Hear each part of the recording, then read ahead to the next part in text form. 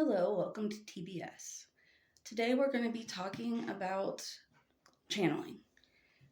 A lot of people think it means that a dead person or a spirit entity or ghost can take over someone's body and speak through them or write through them, meaning that if there's something inside your body and you're a channeler, it can use your voice and mouth moving to say things it wants to say. And that also, a dead person could also write something to somebody using the channeler's hand and actually physically take over. And then when it leaves the consciousness of the person whose body it is, um, it kind of snaps back into form, snaps back into life. And I'm not going to be talking about that kind of channeling. It's called trance channeling, and it's not something that I would ever do because I don't want to let anything in just in case it's bad. And also, I don't think many people should do it unless it's a specific gift. It is not my gift, and I do not want it anyway. But what we're going to be talking about is channeling goddesses, gods, and different entities that are benevolent that want to speak to you. It doesn't mean they're speaking through you. It mean per se. It means that you are having your consciousness and your soul are open to the fact that something in the spirit world could be talking to you, and you'll actually hear it as an audible voice inside your head, not outside. I know people think the word audible means only physical outside your body, but it can also be, you can call it audio um, clairsentient, I guess you could say. But what happens is you hear a few words, you feel an aura of who the person is or the spirit. You can see what they look like to some degree.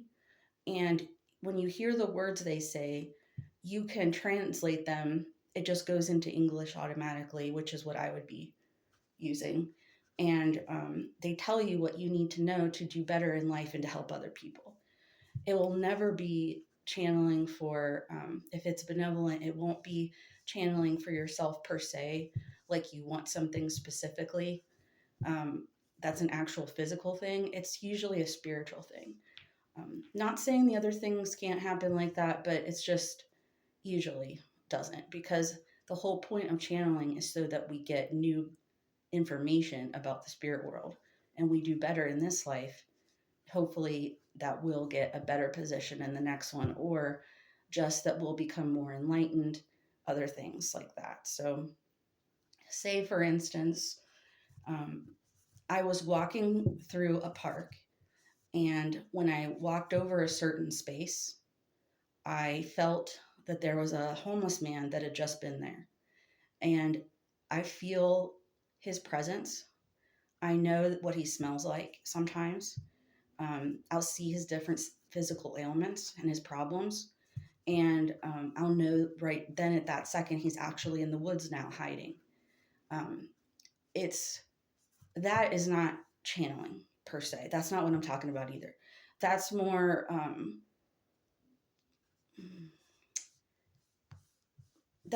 about helping someone that's already here.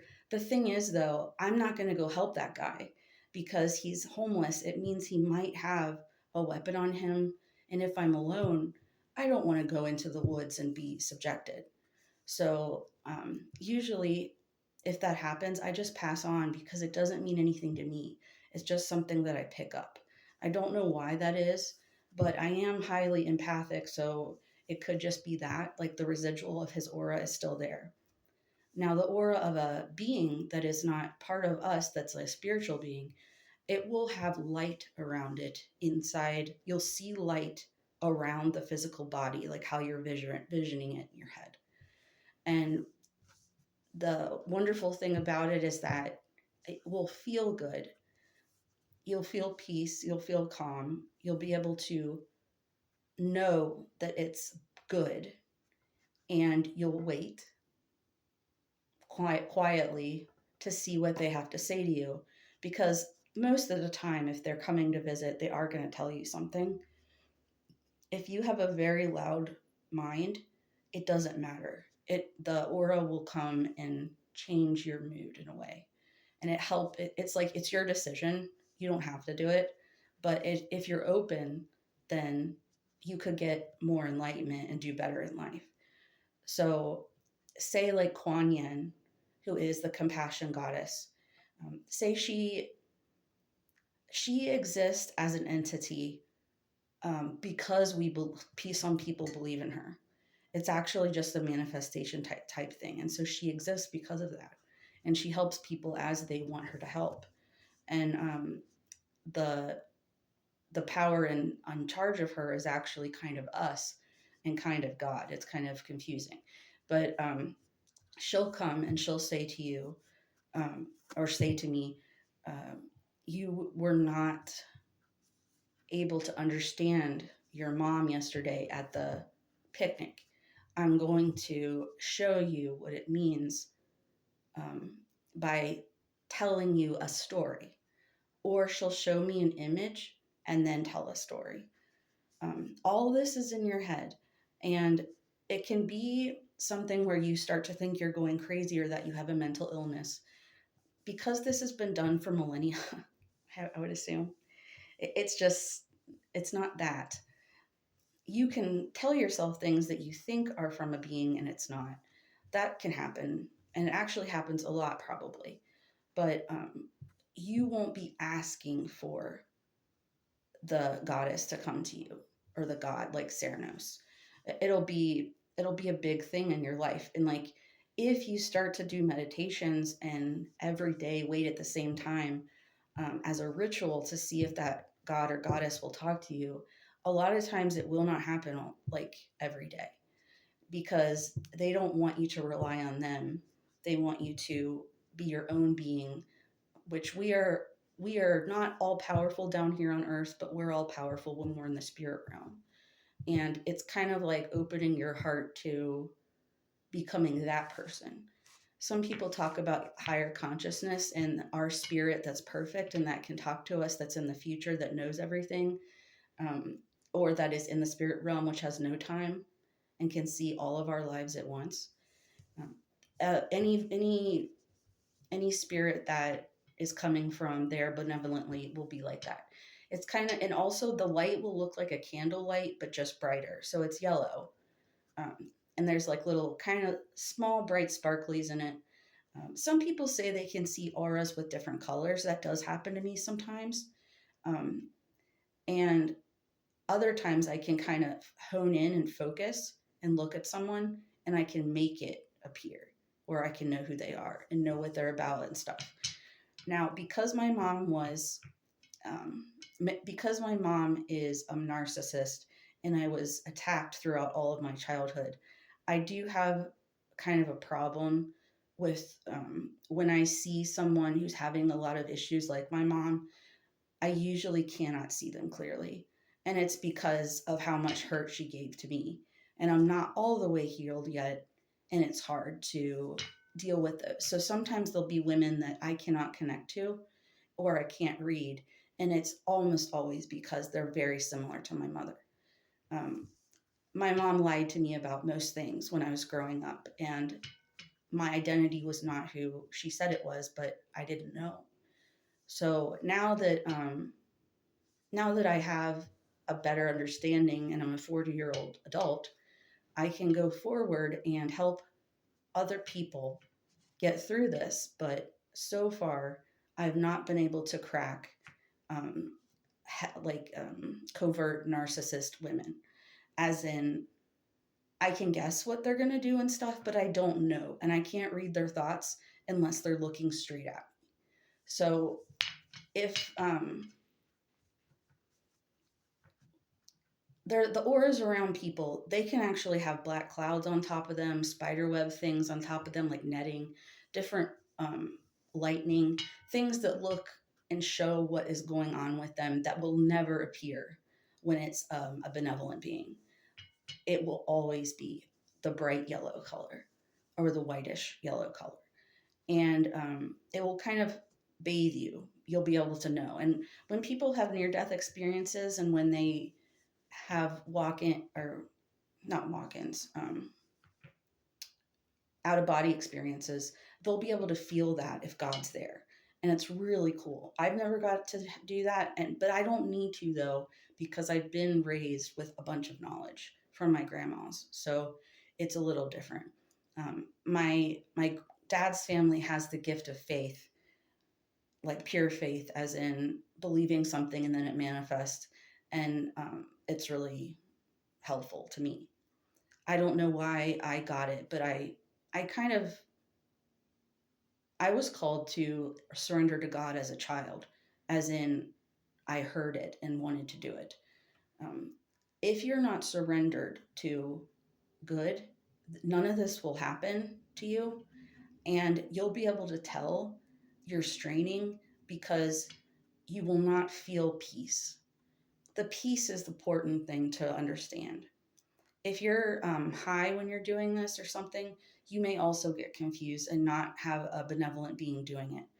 Um, some people can use psychedelic substances to get to visions, but that is not channeling.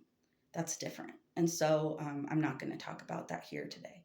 But if you want to learn to channel and you want to start doing this, it's really important that you prepare. It'll help you be able to understand better. So, what I mean is keep around you spiritual totems, as in things that will remind you that there's a spirit world and that you could pay attention and hear things. So, that could be crystals, that could be talismans, that could be incense, it could be sage, it could be special jewelry, even clothes, even like wearing like witch boots, something like that.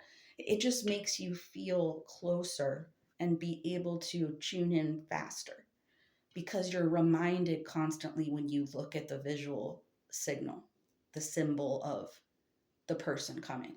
And what's really cool is that you can start collecting statues of the beings that visit you if they are in the lexicon or the mythos. So if you love Green Tara and she does come and talk to you, if you get a statue for her and make a small altar, it will help you be more cognizant and aware when she does come. It doesn't mean you can control when she comes.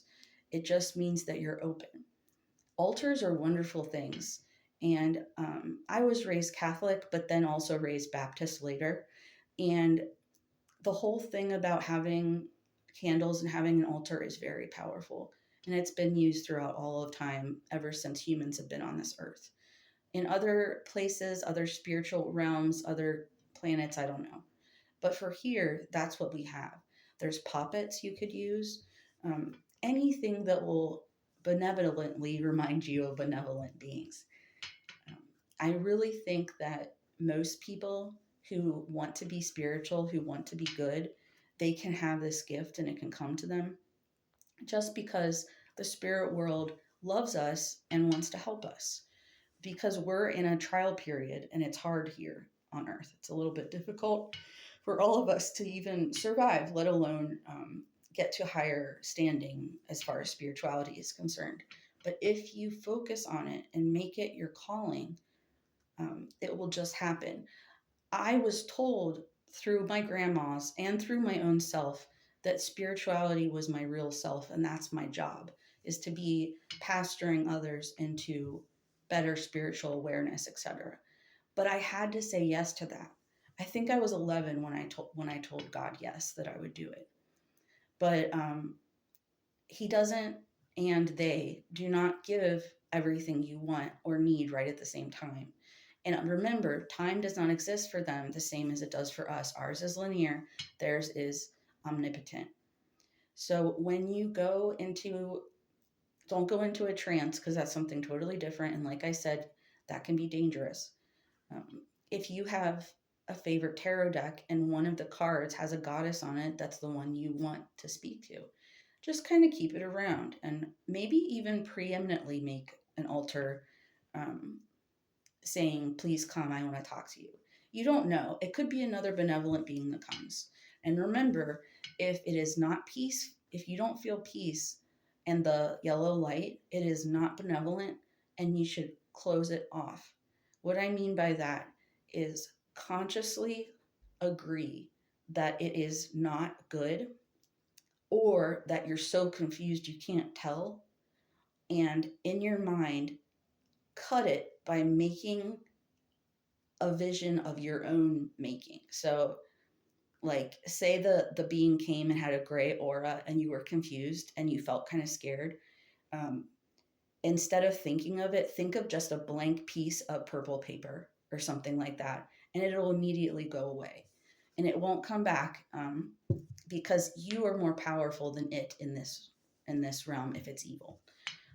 It's so exciting to be able to do this, but you can't let it also rule your life and channel forever and just do this as your job. That's not what is conducive to life. But having it as part of your arsenal of being a spiritual, enlightened person, it's almost a prerequisite if you want to reach higher levels of knowledge. So I guess I'll talk about this more later on, but this is my first class, I guess, in my 101 courses that I'm going to be talking about. I used to be a teacher and I really love teaching. So this is kind of, I hope, going to be good for you guys. But let me know if this is good and I'll talk to you later. Bye.